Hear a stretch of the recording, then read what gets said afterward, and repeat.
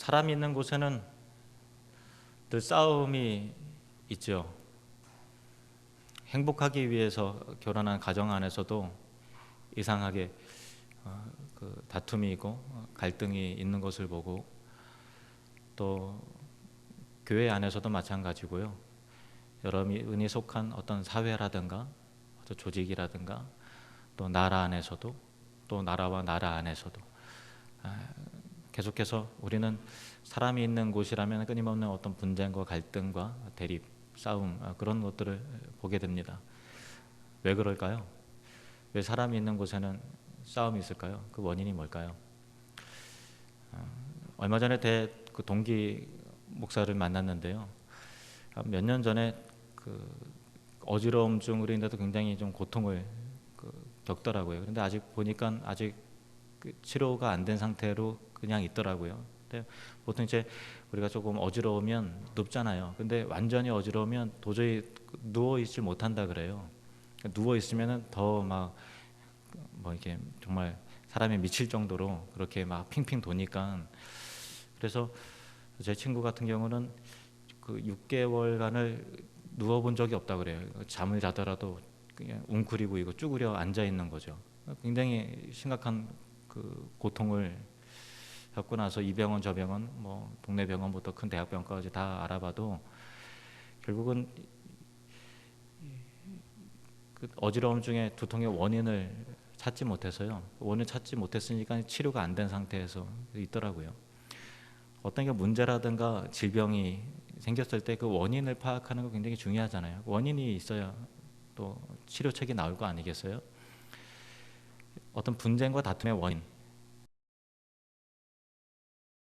어떤 문제 해결의 실마리를 우리가 찾게 되는 것이죠. 오늘 하나님 말씀이 그 분쟁과 다툼의 싸움의 원인에 대해서 말씀하고 계십니다. 야고보서 4장 1절 2절 말씀, 우리가 읽은 본문 말씀을 다시 한번 읽겠습니다. 너희 중에 싸움이 어디로부터 다툼이 어디로부터 나느냐? 너희 지체 중에서 싸우는 정욕으로부터 나는 것이 아니냐? 너희는 욕심을 내어도 얻지 못하여 살인하며 시기하여도 능히 취하지 못함으로 다투고 싸우는도다. 아멘. 여기까지 읽겠습니다. 너희 지체 중에서 싸우는 정욕으로부터, 그러니까 그 싸움과 다툼이 어디로부터요? 정욕으로부터 나온다라는 거예요. 그러니까 그 정욕이 싸움의 특징을 띠고 있다라는 거죠. 2절 보면은 너희는 욕심을 내어도 얻지 못하며 시기하여 능히 취하지 못함으로 다투고 싸우는도다. 그러니까 욕심이 발단이 돼서 심지어는 이제 다투고 살인하고 시기하여도 계속해서 싸우게 되는 것이 결국은 싸우는 정욕, 욕심 때문이다. 성경이 분명히 우리에게 이렇게 알려주고 있습니다. 그럼 욕심이 과연 뭐냐? 욕심이 과연 뭐냐? 성경에서 말하는 욕심의 그 의미에 대해서 우리가 좀 귀를 기울인다면 또 문제 해결에 가까이 다가갈 수 있겠죠. 타락한 마음의 상태가 바로 욕심입니다. 하나님께서 우리 인간을 만드셨을 때 굉장한 지혜와 능력을 주셨어요. 그래서 창세기 1장 28절에 보시면은 하나님이 그들에게 복을 주시며 하나님이 그들에게 이르시되 생육하고 번성하여 땅에 충만하라, 땅을 정복하라, 바다의 물고기와 하늘의 새와 땅에 움직이는 모든 생물을 다스리라 하시니라. 그러니까 이 세상 만물을 하나님의 대리자로서 통치할 수 있는 그 굉장한 특권과 그 권세를 인간에게 주셨거든요. 그러니까 그 힘과 능력이 인간에게 있는 것이죠. 근데 하나님이 주셨기 때문에 우리에게 있는 것이라는 것을 잊게 되면은, 그러니까 우리가 피조된 존재라는 것을 망각하게 되면 그것이 굉장히 큰 재앙이 되는 것이죠. 시편 62편 11절 말씀을 보실까요? 같이 읽겠습니다. 하나님이 한두 번 하신 말씀을 내가 들었나니 권능은 하나님께 속하였다 하셨도다. 아멘. 그 힘, 권능은 누구에게 속했다고요? 하나님께 속한 거예요. 원래 우리에게 아니었어요. 지혜, 권능, 힘, 이것은 하나님의 것인데 하나님께서 우리를 만드시면서 우리에게 부여하셨다고요. 그러니까 처음부터 우리에게 아니었던 거예요. 그러니까 이게 우리에게로부터 원래 지혜가 있었고 총명과 또 어떤 힘과 권세가 내 안에서부터 원래 있었던 것으로 생각하게 되면 그것이 큰 재앙이 되는 거니까, 스스로 하나님이라고 생각을 하니까 하나님께서 그 사실을 망각하지 않게 하기 위해서 에덴 동산에다가 선악을 알게 하는 나무의 실과를 두신 거예요. 그래서 이것을 먹는 날에는 너가 반드시 죽게 될 것이다 라고 그 명령을 하셨죠. 그래서 선악을 알게 하는 나무를 볼 때마다 아, 나는 피조된 존재야, 하나님께서 나에게 이거 먹지 말라고 말씀하셨어 라고 하면서 이 모든 권세와 힘과 우리의 존재가 하나님으로부터 기인됐다라고 하는 것을 자각해야만 우리는 인간다움을 잊지 않는 그런 존재가 되고 진정한 행복과 만족이 거기로부터 오는 것인데, 어느 날 마귀의 이야기 듣고 보니까 그게 거슬리는 거예요. 아, 왜 하필 하나님이 이거 먹지 말라고 하셨을까? 가만히 생각해 보니까 하나님께서 과연 나한테 이거 먹지 말라고 할 만한 그런 권위가 하나님께 과연 있는 걸까? 내가 왜 하나님 말을 들어야 되지? 스스로 독립된 존재로 생각하기 시작한 거죠. 그게 타락이었던 거예요. 그래도 나도 저거 먹을 권리가 있다, 자유할 권리가 있다라는 거죠. 하나님에게 종속된 존재임을 부정하는 거예요. 그래서 하나님으로부터 독립을 선언했던 것이죠. 그것이 바로 교만이고 욕심이에요. 피조된 존재임을 부정하는 것. 그 교만, 욕심, 이게 다 한 단어입니다. 근데 다양한 각도의 본인에 따라서 교만하다, 욕심이다 그렇게 봅니다만은 어쨌든 교만, 욕심 한 덩어리인 거죠. 피조된 존재임을 부정해요. 그리고 자기가 스스로가 주인이 되고 하나님 노릇을 하는 거죠. 그래서 인간은 자기 자신을 우상화시키면서 자기 자신을 만족하기 위해서 본래 하나님께 주셨던 힘을 이용해서 더 많이 가지려고 하고 더 많이 소유하려고 하고 더 많이 빼앗아서 그렇게 채우는 거죠. 그 힘을 자기 뒤틀린 욕심을 만족시키는 데 사용하는 거예요. 하나님의 뜻을 이루고 다스려 나가는 쪽으로 하나님께 주신 지혜와 권능을 사용하는 것이 아니라 나를 우상화시키고 나를 만족시키는데 모든 재능과 힘과 능력과 그런 것을 다 쓰는 거예요. 그 욕심을 채우기 위해 자기 힘을 쓴다는 것이죠. 그래서 그 욕심을 채우기 위해서 권력을 쓰고 그 욕심을 이루는 데 돈을 쓰고 그 욕심을 이루는 데 있어서 머리를 굴리고 돈과 권력과 명예를 이용해서 다른 사람의 것을 빼앗고 소유를 증식시키면서 그 사이에서 다툼이 일어나고 그 힘과 힘 간에 이 부딪힘이 일어나는 거죠. 그것이 바로 분쟁이고 다툼이죠. 더 가지려고 하고 더 소유하려고 하는 욕심의 힘이 서로 간에 충돌이 일어나게 돼 있단 말이에요. 그래서 사람은 어디를 가든 간에 어떤 모임을 만든다 간에 결국은 갈등이 생기고 분쟁이 생기고 다툼이 생기게 되는 거예요. 그 이유가 뭐냐고요? 욕심, 교만, 그것이죠.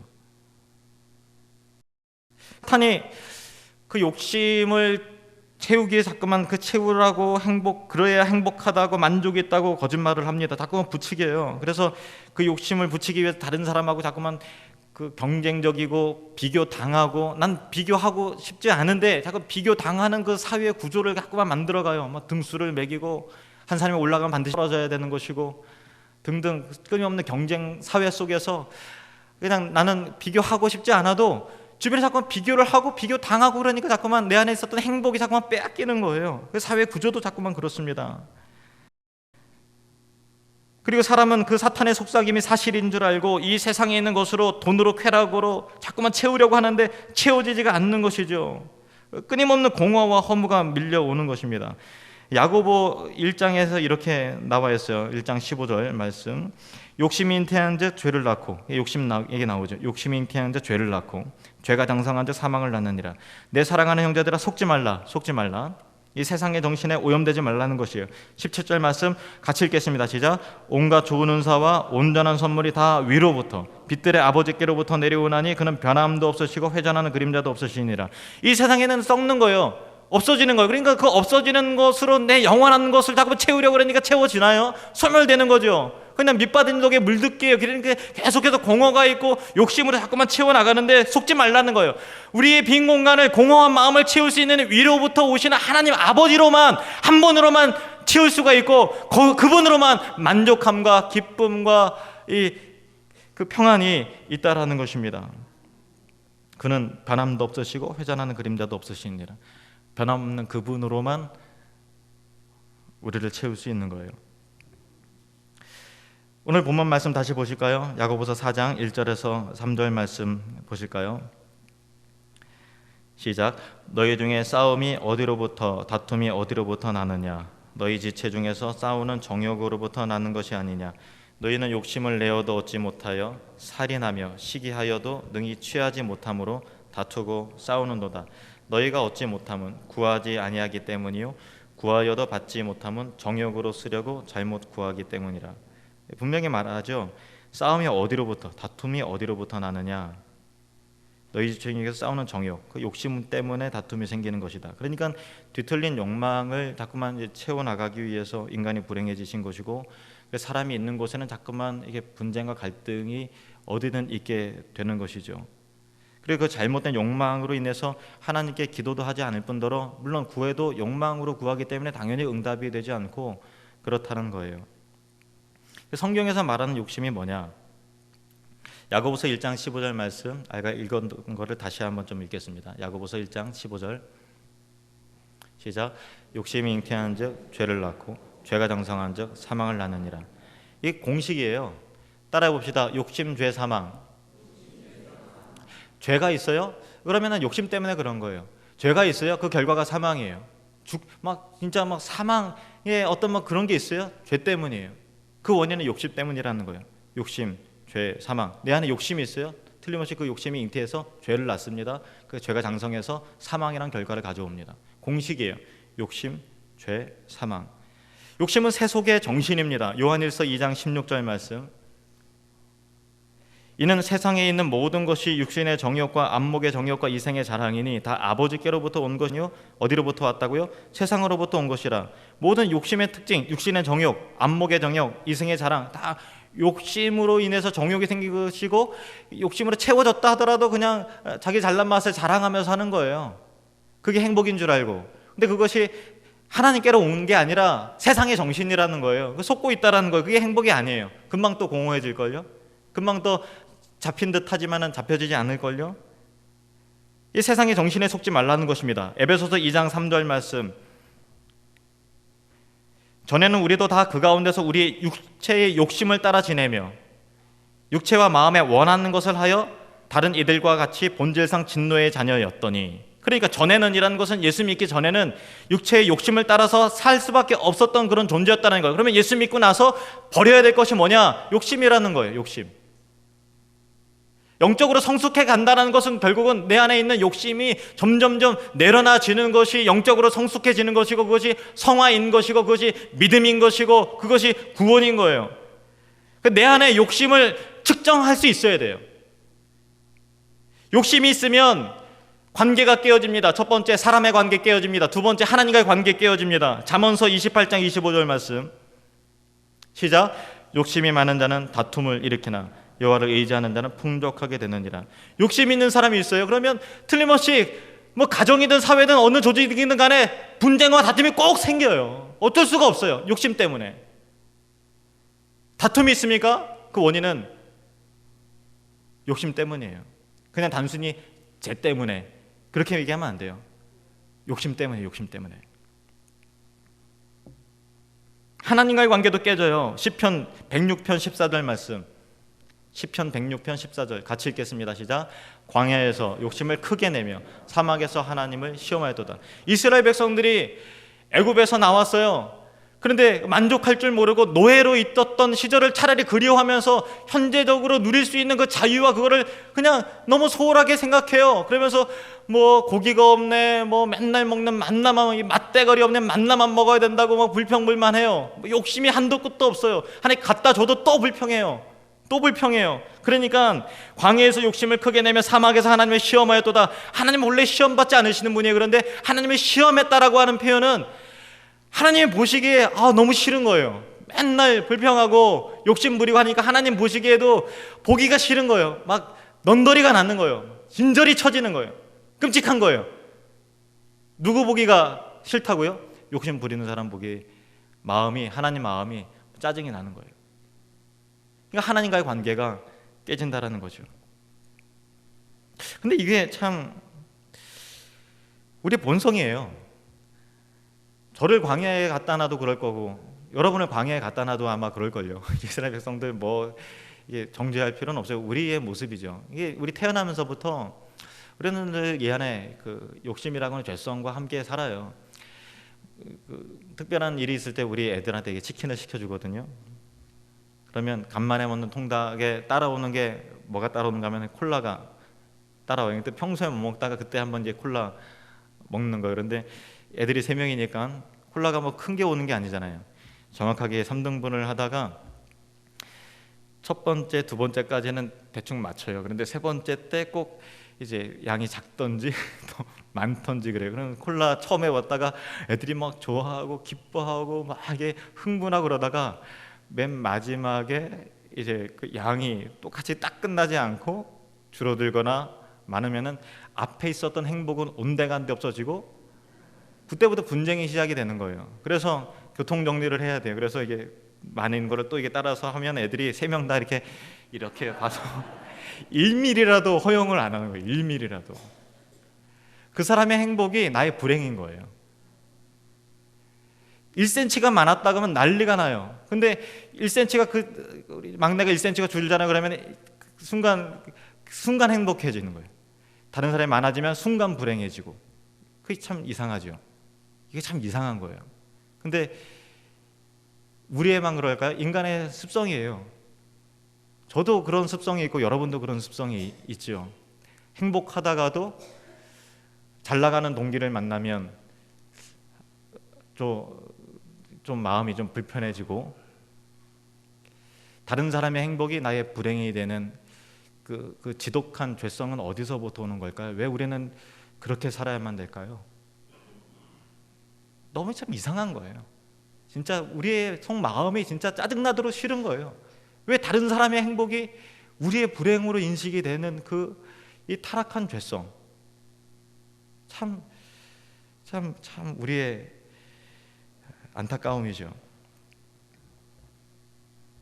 근데 이 천국의 본질은요, 그걸 뛰어넘는 게 천국의 본질이고 그걸 뛰어넘어야 비로소 마음에 천국이 임하는 것이고 하나님 나라는 그거예요. 예수님께서 이 부분에 대해서 기가 막히게 설명하신 내용이 있는데요.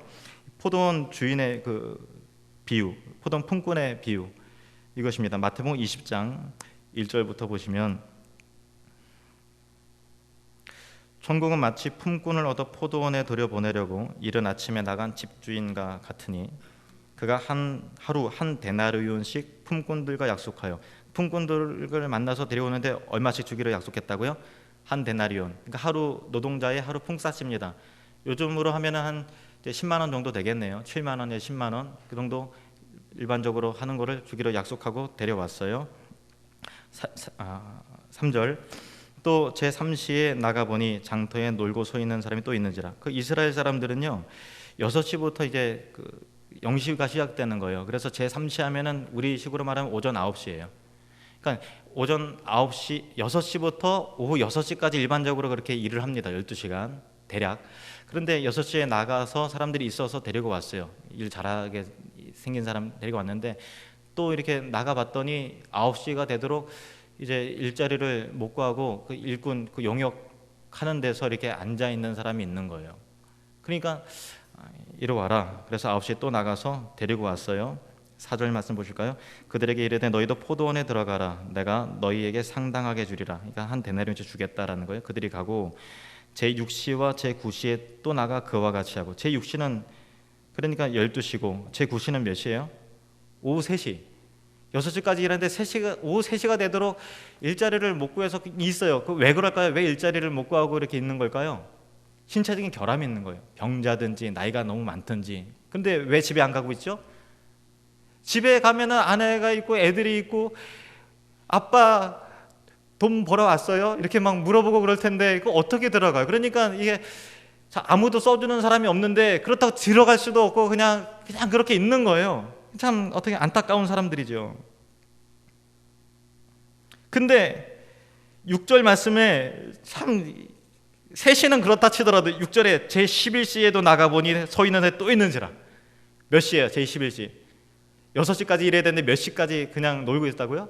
오후 5시 1시간 남겨놓은 것까지도 이게 있는 거예요. 그러니까 이거는 그 사람들 데려가 봤자 일도 못하고 그냥 이렇게 뭐 있는 거예요. 그런데 일하기를 원해. 왜냐면은 밥은 먹고 살아야 될 거 아니에요. 그러니까 집에 가지도 못하고 이러지도 못하고 그래서 누가 나에게 자비를 베푸소서 이런 심정으로 그냥 있는 거죠.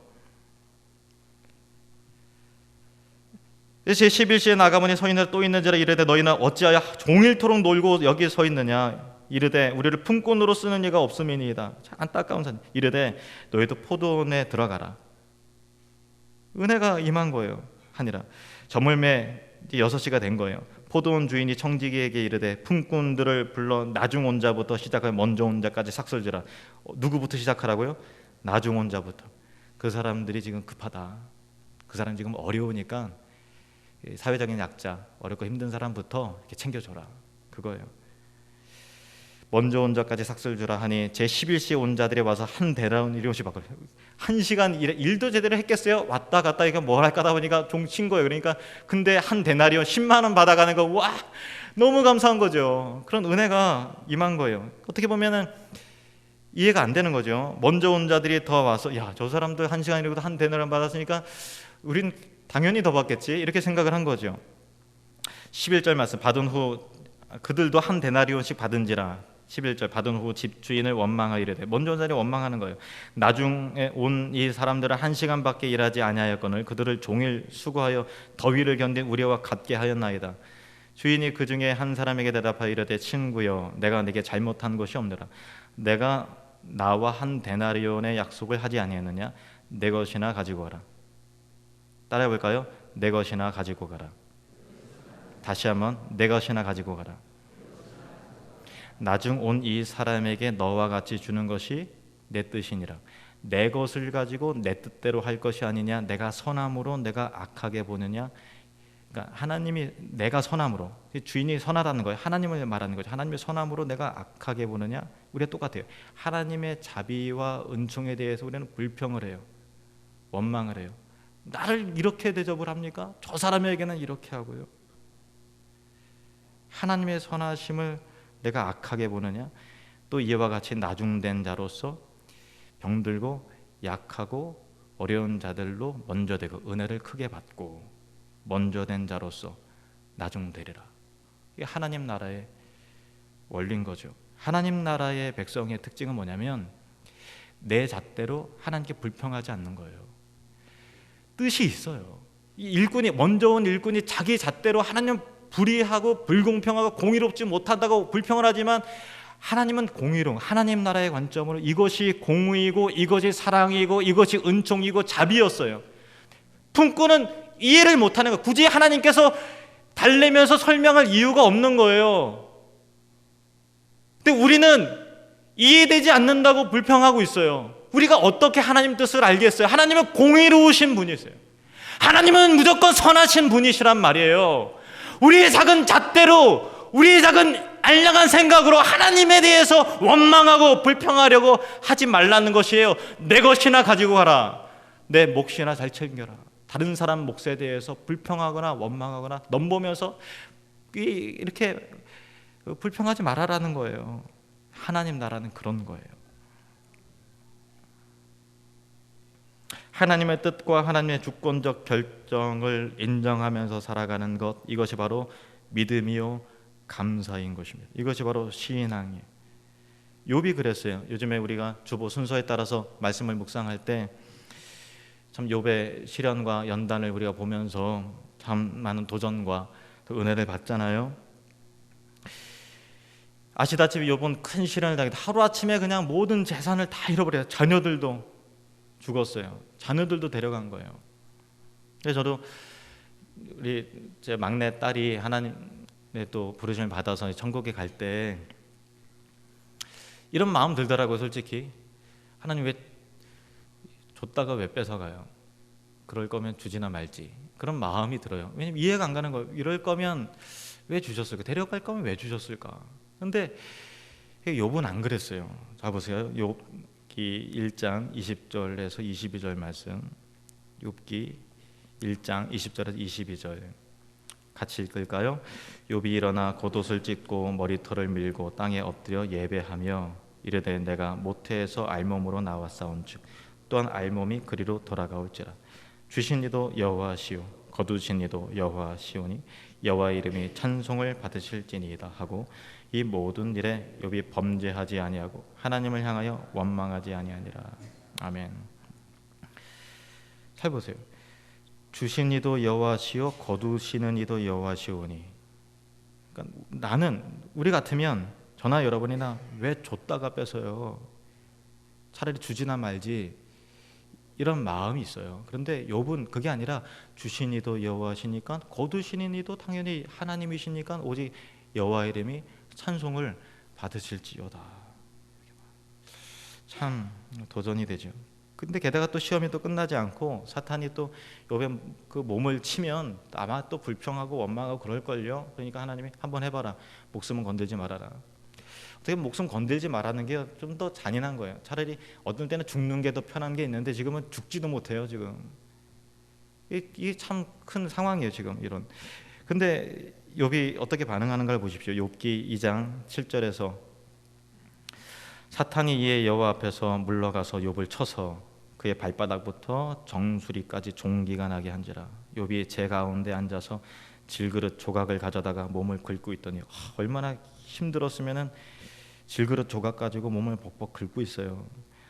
그 보는 거예요. 9절에 그의 아내가 그에게 이르되 당신이 그래도 자기의 온전함을 굳게 지키느냐 하나님을 욕하고 죽으라.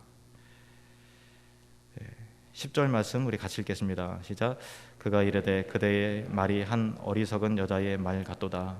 우리가 하나님께 복을 받았은즉 화도 받지 아니하겠느냐 하고 이 모든 일에 욥이 입술로 범죄하지 아니하니라. 아멘. 여기 굉장히 중요한 표현이 있어요. 우리가 하나님께 복을 받았은즉 화도 받지 아니하겠느냐. 따라해 볼까요?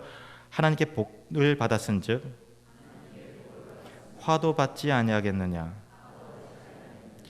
그 얼마 전에 TV 보니까요, 그 영화 배우 박진양 씨가 뭐 이야기하는 게 있는데 굉장히 감동적이더라고요. 고생을 참 많이 했더라고요.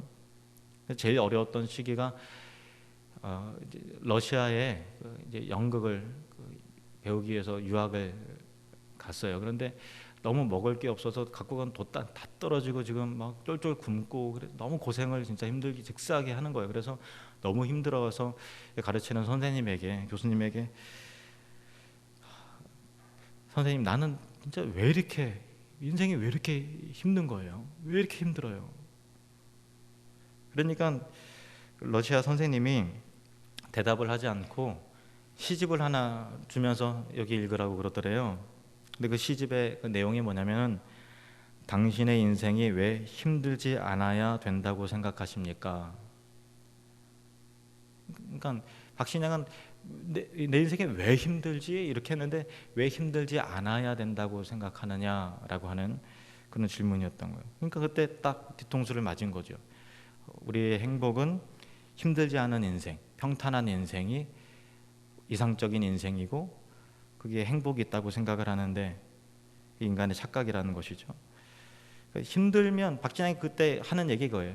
힘들면 그게 우리 인생 아닌가요? 어차피 우리 인생은 즐거울 때보다 힘들 때가 더 많은 게 인생인데 자기 인생을 사랑한다는 것은 곧 힘든 그 순간까지도 감사하며 그 인생 자체를 인정하며 사랑할 때 자기 인생을 사랑하는 것이고 자기 자신을 사랑하는 것이다.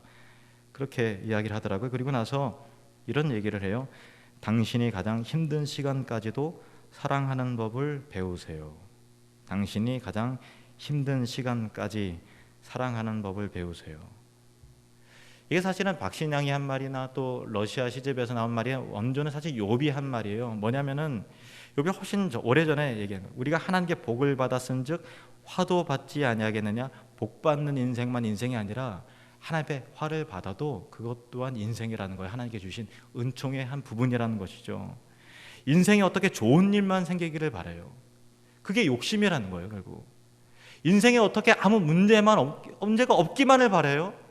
어떻게 복된 일만 생기길 바라냐면 말이에요. 그게 그 바라보는 관점이 잘못된 거래요. 그게 인생이 아니라는 거죠. 우리 옆 사람에게 이렇게 한번 얘기해 봅시다. 욕심을 내려놓읍시다. 네. 한마디 더 어떻게 좋은 일만 생기기를 바라겠습니까? 어떻게 당신의 인생에 좋은 일만 생기기를 바라겠습니까? 어쩌면 참 우리는 이기적인 것 같아요. 그죠? 참 욕심 참 많아요. 받은 것도 많은데 다른 사람은 콜라 이 3cm 아니 3cm가 아니 그 3mm 올라갔다고 막 마음의 평강이 막 깨지고 시기하고 분노가 막 일어나는 그 추한 그 모습이 바로 우리의 모습 아니겠는가. 그런데 이게 버리고 싶어도요 안 돼요. 근데 저는 믿어요. 중학교, 고등학교 올라가면 이 콜라 1cm 때문에 서로 싸우지는 아니랍니다. 그게 성숙이라는 것은 결국 그런 거죠. 하나님 앞에서 우리가 성숙한다라는 것은 하나님께 주시는 모든 것에 대해서 감사하며 또 만족히 여기면서 주변에게 바라보면서 나는 왜 이렇게 하지 않고 투덜거리지 않는 게 결국 성숙한 신자의 삶이죠. 근데 우리 힘으로 안 되잖아요. 그래서 이렇게 말씀하셨습니다. 갈라디아서 5장 16절 말씀 같이 읽을까요? 내가 이르노니 너희는 성령을 따라 행하라. 그리하면 육체의 욕심을 이루지 아니하리라. 성령을 따라 행하라. 여러분, 성령을 따라 행하시길 바랍니다. 성령의 도우심을 구하십시오. 그러면 육체의 욕심을 이루지 않게 될 것입니다. 갈라디아서 5장 24절 26절 말씀. 그리스도 예수의 사람들의 육체와 함께 그 정욕과 탐심을 십자가에 못 박았느니라. 이미 육체와 함께 그 정욕과 탐심을 십자가에 못 박았어요. 그게 신자된 자의 정체성이라는 거예요. 만일 우리가 성령으로 살면 또한 성령으로 행할지니 헛된 영광을 구하여 욕심을 부리느라고 서로 노엽게 하거나 서로 투기하지 말지나 시기하고 질투하지 말아라. 다른 사람 거 넘보지 말아라. 치사하게 1cm 올라갔다 그것 때문에만 낙담하고 또 1cm 내가 또 많다고 또 진짜 뭐 세상 다 얻은 것처럼 치사하게 그러지 말고 내 몫이나 가지고 가라. 하나님의 주권과 은총. 우리의 생각으로는 하나님의 불의하고 불공평하게 보일 때가 있지만 아니에요. 하나님은 선하시고 공의로우신 하나님이세요. 단 우리가 하나님 뜻을, 그 기쁜 뜻을 다 이해하지 못할 뿐이지. 이해하지 않더라도 우리 마음의 불평이 사라지는 방법 신뢰하십시오. 하나님 여러분을 사랑하십니다. 하나님께서 여러분에게 은혜를 베푸십니다. 여러분이 혹시 나는 6시에 왔는데 라고 생각하는 분 계세요? 아니요. 저와 여러분 다 종치기 1시간 전에 들어와서 은혜 받은 사람이라는 것 잊으면 안 돼요. 그 은혜가 저와 여러분에게 있습니다.